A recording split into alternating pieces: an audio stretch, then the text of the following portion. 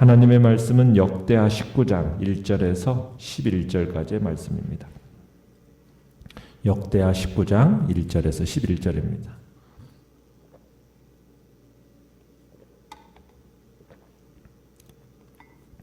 역대하 19장 1절에서 11절 우리 한 목소리로 읽겠습니다. 시작.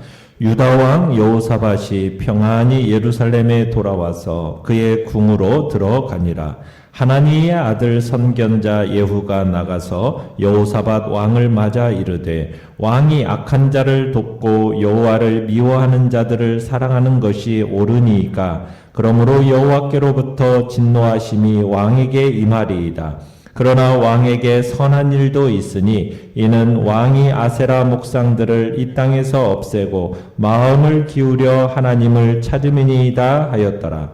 여호사밧이 예루살렘에 살더니 다시 나가서 브엘세바에서부터 에브라임 산지까지 민간에 두루 다니며 그들을 그들의 조상들의 하나님 여호와께로 돌아오게 하고 또 유다 온 나라의 견고한 성읍에 재판관을 세우되 성읍마다 있게 하고 재판관들에게 이르되 너희가 재판하는 것이 사람을 위하여 할 것인지 여호와를 위하여 할 것인지를 잘 살피라. 너희가 재판할 때 여호와께서 너희와 함께 하심이니라. 그런즉 너희는 여호와를 두려워하는 마음으로 삼가 행하라. 우리의 하나님 여호와께서는 불의함도 없으시고 치우침도 없으시고 뇌물을 받는 일도 없으시니라 하니라. 여호사밧이 또 예루살렘에서 레위 사람들과 제사장들과 이스라엘 족장들 중에서 사람을 세워 여호와께 속한 일과 예루살렘 주민의 모든 송사를 재판하게 하고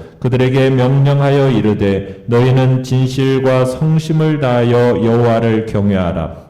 어떤 성읍에 사는 너희 형제가 혹 피를 흘림이나 혹 율법이나 계명이나 율례나 규례로 말미암아 너희에게 와서 송사하거든 어떤 송사든지 그들에게 경고하여 여호와께 죄를 범하지 않게 하여 너희와 너희 형제에게 진노하심이 임하지 말게 하라. 너희가 이렇게 행하면 죄가 없으리라. 여호와께 속한 모든 일에는 대제사장 아마랴가 너희를 다스리고 왕에게 속한 모든 일은 유다 지파의 어른 이스마엘의 아들 스바랴가 다스리고 레위 사람들은 너희 앞에 관리가 되리라. 너희는 힘써 행하라. 여호와께서 선한 자와 함께 하실지로다 하니라. 아멘. 오늘 말씀의 제목은 여호와가 다스리는 나라라는 제목으로 말씀을 나눕니다. 하나님께서 아합과 여호사밧의 연합군이 아람과의 싸움으로 나갈 때 미가야를 통해서 참으로 여호사밧에게도 경고를 하신 거였습니다. 그런데 여호사밧이 분별력 없이 아람과의 전쟁에 참여했다가 어떻게 보면 간신히 목숨만 건진 채 돌아오게 되죠.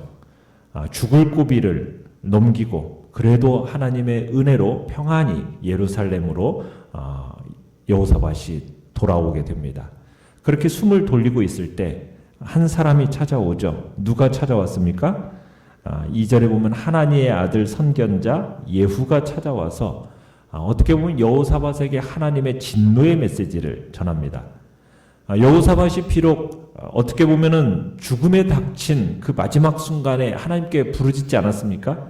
그때 하나님께서 여호사밧의 기도를 들으심으로 그 목숨을 구해줬지만 미가야를 통한 하나님의 경고를 무시하고 전쟁터에 나간 일에 대해서는 질책을 받아야 했던 것이죠.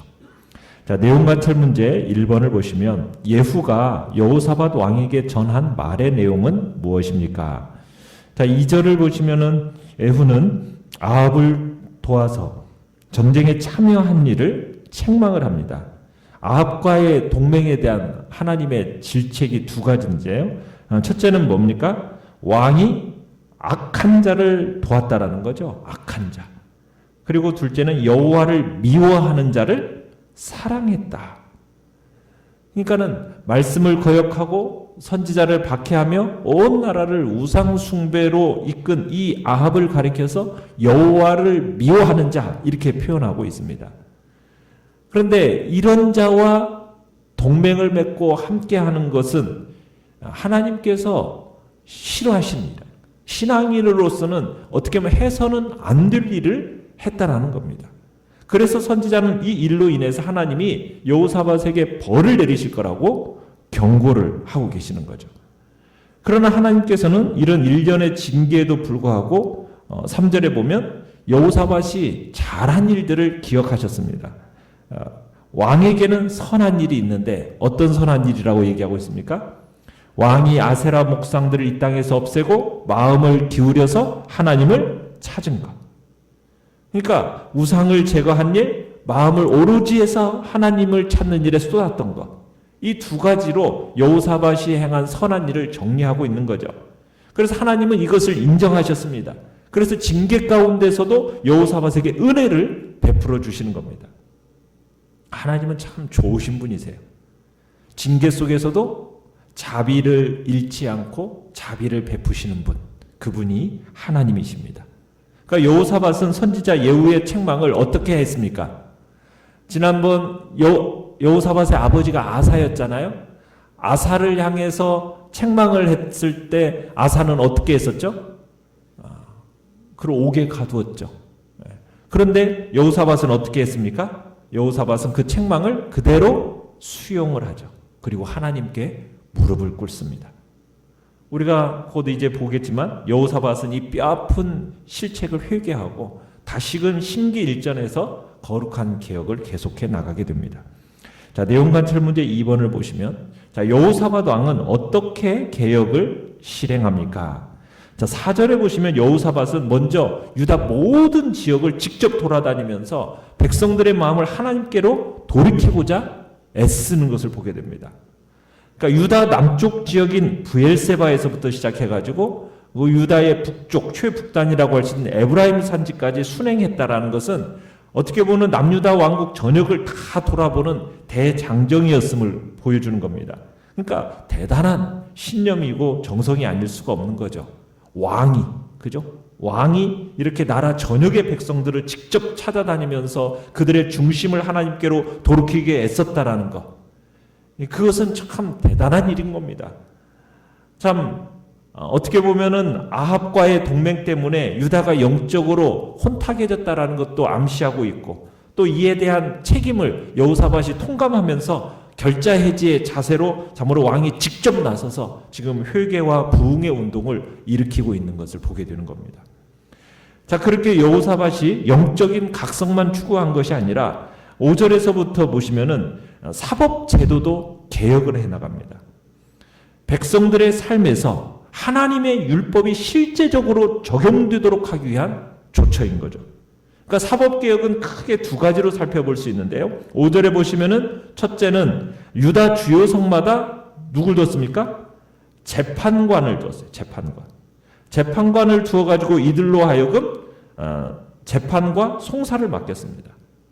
이때까지만 해도 아마 재판관을 누가 맡았었느냐면 그 지역의 수장들이 겸해서 맡았던 것 같아요. 그런데 여호사밧 시대부터는 이제 공식적으로 재판과 송사를 맡는 재판관을 따로 세워서 사법권을 강화한 겁니다. 그러면서 이 재판관들에게 자신에게 주어진 이 권력을 남용하지 않도록 분명한 지침을 주고 있습니다. 6절에 보시면은 그들이 행하는 이 재판은 사람을 위한 것이 아니라 누구를 위한 거라는 겁니까? 여호와 하나님을 위한 거라는 걸 명심하라는 거예요. 그러니까 이 재판의 궁극적인 권위는 누구에게 있느냐? 하나님께 있다는 거예요. 우주의 정의를 세우시는 하나님의 도구로 너희는 쓰임받는 자리인 만큼 재판관은 그 분의 뜻에 부합되는 판결을 내려야 한다. 지금 그 얘기를. 여러분, 어떻게 하면 하나님의 뜻에 부합하는 판결을 내릴 수 있겠습니까? 여호와 하나님의 그 율법을 깊이 있게 묵상해야겠죠. 그리고 하나님께 깊이 기도하면서 그분의 뜻을 잘 분별해내는 것. 이게 이제 재판관의 역할이라는 겁니다. 그래야 하나님의 지혜로 올바른 판단과 판결을 내릴 수 있기 때문이에요. 자, 그러면서 7절에는 여호사밧은 우리의 재판관이신 여호와 하나님을 어떤 분으로 묘사하고 있습니까? 불의함도 없으시고 치우침도 없으시고 뇌물을 받는 일도 없으시는 하나님 하면서 하나님을 이런 분으로 강조하고 있어요. 그러니까 너희는 이런 하나님을 대신하는 판결하는 재판관으로서 너희들도 이러해야 된다라는 거죠. 그러니까 하나님을 두려워하는 마음으로, 그죠? 7절의 앞부분에 여호와를 두려워하는 마음으로 너희들은 삼가 행하라. 너희들의 모든 판결은 여호와를 두려워함으로 하라는 거예요. 주어진 힘이 큰 만큼 어떻게 보면 잘못하면 더 큰 진노를 살 수 있기 때문이라는 얘기입니다. 그래서 여호사밧은 늘 하나님을 두려워하는 마음으로 재판하라고 지금 얘기하고 있는 겁니다.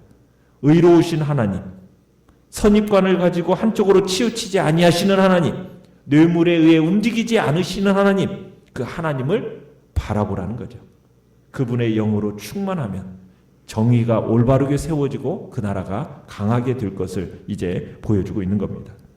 그러면서 두 번째는 여호사밧은 이제 8절에서 수도 예루살렘에 레위 사람과 제사장과 족장 중에서 사람을 세워서 재판과 송사를 맡깁니다.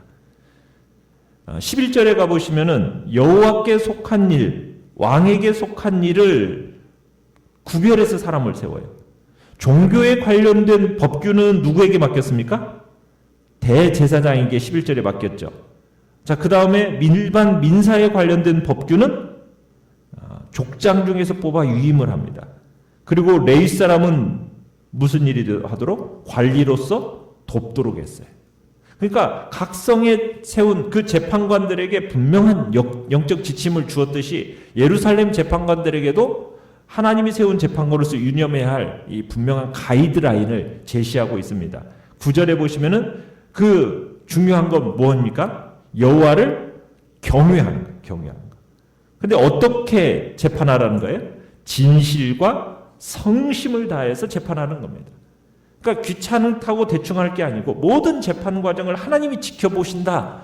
이것을 인식하면서 정성을 다하는 두렵고 떨리는 마음으로 기도하는 가운데 하나님이 주신 지혜로 매 순간 전력 투구해야 할 것을 얘기하고 있는 거죠. 거기다가 단순히 그 사건의 잘잘못만 가리는 것이 아니라 10절에 보시면은 소송하는 자들이 하나님의 법을 두려워하게 해야 된다. 지금 그 얘기를 하고 있습니다. 그러니까 이 사건을 계기로 모든 사람들에게 확실하게 경고를 주어서 다시는 그들이 하나님 앞에서 죄짓지 못하도록 예방을 해야 된다는 거예요. 분명히 하나님의 기준을 세워서 감히 사람들이 그것을 함부로 깨지 못하도록 해야 한다는 겁니다. 만약 이처럼 행하지 못할 경우에는 하나님의 진노가 재판하는 자들과 그 가족들에게 미칠 거라고까지 경고를 하고 있는 거죠. 왜냐하면 이 재판관들이 처리하는 이 사건은 단순히 사건 몇 개 처리하는 그게 아니기 때문이에요. 자신들의 결정이 사회 전체의 정의를 세우고 불의를 몰아내도록 거룩한 파장을 일으켜야 된다. 불러일으켜야 된다. 지금 그런 마음으로 재판할 것을 지금 얘기하고 있는 것입니다. 자, 영과 묵상 문제 3번을 보시면 예후의 책망을 듣고 실시한 여호사밧의 개혁에서 배울 점은 무엇입니까? 참 여호사밧은 백성들이 하나님의 말씀대로 살도록 인도해서 어떻게 보면 자기 이름, 여호사밧의 이름의 의미가 뭐냐면 여호와께서 다스리시는 이라는 뜻이거든요. 그러니까 여호와께서 다스리시는 나라를 이루기 위해서 온 힘을 기울이고 있음을 배우게 돼요. 그러니까 경건한 이 여호사밧 왕은 참으로 직접 발로 뛰면서 말씀을 가르칠 뿐만 아니라 재판관의 자질, 자세, 사법제도의 확립과 이런 것에 막 신경을 쓰는 만큼 정말 하나님이 보시기에 이 일이 중하기 때문에 지금 이 일을 하고 있는 건데 그저 하나님께 예배만 드리고 끝나는 것이 아니라 예배 드린 그 결과가 삶으로 연결되도록 지금 하고 있는 겁니다. 그러니까 예배가 삶으로 연결되지 않으면 뭐가 되는 겁니까? 그건 위선이에요. 위선. 하나님이 제일 싫어하는 게 뭐예요? 위선이거든요. 위선. 그러니까 그리스도인 지도자로 있는 사회에서는요. 예배의 힘씀과 동시에 정의를 실천하는 데 힘써야 되는 거예요. 안 그러면 하나님께서 우리의 예배를 위선으로 보시는 거거든요. 특별히 여호사밧이 재판관들에게 요구한 것이 9절에서 뭘 요구했습니까? 진실과 성심 그리고 경외를 지금 가지고 일하라고 그랬어요. 하나님을 경외한다는 게 뭐예요? 하나님을 두려워한다는 의미지 않습니까? 진실이라는 것은 뭐냐면 한결같은 모습이에요. 성실한 모습을 의미하는 겁니다. 여기서 성심이라는 단어는 좌우로 치우치지 않는 마음을 의미하는 거예요. 그러니까 경외, 진실, 성심. 여러분, 이것은 성도들의 모든 행위의 기반이 되어야 하는 말입니다. 어떤 일을 행함에 있어서 항상 하나님을 두려워하는 마음으로, 한결같은 마음으로, 치우치지 않는 마음, 이런 마음을 가져야죠. 이런 마음으로 행할 때 성도들은 정말 하나님과 사람 앞에서 부끄럽지 않을 수 있게 되는 거고요. 이런 마음으로 행할 때 우리가 세상의 빛이 되어서 세상 사람들을 바른 길로 인도할 수 있게 되는 겁니다. 그래서 우리의 마음에 하나님을 두려워하는 마음, 한결같은 마음, 그리고 한쪽으로 치우치지 않는 그런 마음, 좌우로 치우치지 않는 그 마음이 우리의 중심에 있어야 될 것입니다. 자, 느낀 점 4번을 보시면 선지자의 책망을 듣고 나라를 새롭게 하기 위해 노력하는 여호사밧 왕의 모습에서 무엇을 느낍니까? 참 예후의 책망을 듣고 하나님을 원망하는 것이 아니라 하나님 앞에 더 겸비하게 낮아져서, 그리고 그 말씀을 붙들고 하나님 앞에 바로 서기 위해서 각고의 노력을 하는 그 참 여호사밧 왕의 모습은 참 위대하게 느껴지고, 그러면서 또 그 겸손함이 하나님 앞에서 참 칭찬받을 만한 모습이다, 이렇게 생각이 되어집니다. 여호사밧은 어떻게 보면 완전한 인물은 아니었습니다. 이도 역시 허물을 가진 사람이었고 그 허물로 인하여서 책망과 경고를 듣기도 했어요. 그럼에도 그는 이스라엘의 몇 안 되는 의로운 왕의 하나로서 손꼽히고 기억되게 됩니다. 그 비결이 어디에 있는 겁니까? 다른 의로운 왕들이 그러했듯이 여호사밧 역시 자신의 허물을 인정하고 그 후에 보다 나은 길로 행하고자 부단히 노력했기 때문입니다.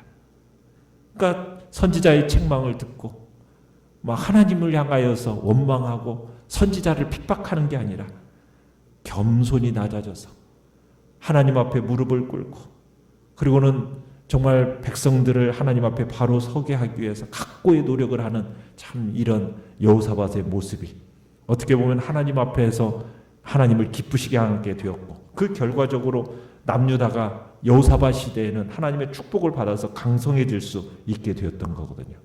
그러니까 우리도 여호사밧을 본받아서 비록 우리에게 허물이 있다 할지라도 절대 낙심하지 말고 정말 더욱 하나님 앞에 합당한 자로 서기 위해서 우리 자신을 더욱 들여나가야 될 것입니다. 그래야 할 때 우리 후대의 사람들에게 정말 본받을 만한 신앙의 인물로 기억이 되어지는 것이고 하나님의 축복도 받게 되는 것이죠. 결단과 적용 5번을 보시면 나의 잘못을 지적하는 말씀이나 권면에 나는 어떻게 반응하는 편입니까? 내 삶 속에서 하나님이 다스리심을 거부하는 영역은 무엇인지, 그리고 이를 고치기 위해 어떤 노력이 필요할지 점검해 봅시다. 오늘의 기도 같이 읽겠습니다. 시작. 하나님의 말씀에 늘 귀 기울이고 하나님의 말씀대로 살아가며 하나님이 다스리시는 인생이 되게 하소서. 아멘. 말씀을 생각하면서 기도하시고 연약한 우리의 지체들을 위해서 기도해 주시며 코로나19 바이러스를 잠잠케 하시고 또 이런 상황 속에서 하나님의 뜻과 지혜를 분별해 나가는 복된 자리에 우리를 세워달라고 주여 3번 부르짖며 나아갑니다. 주여, 주여, 주여.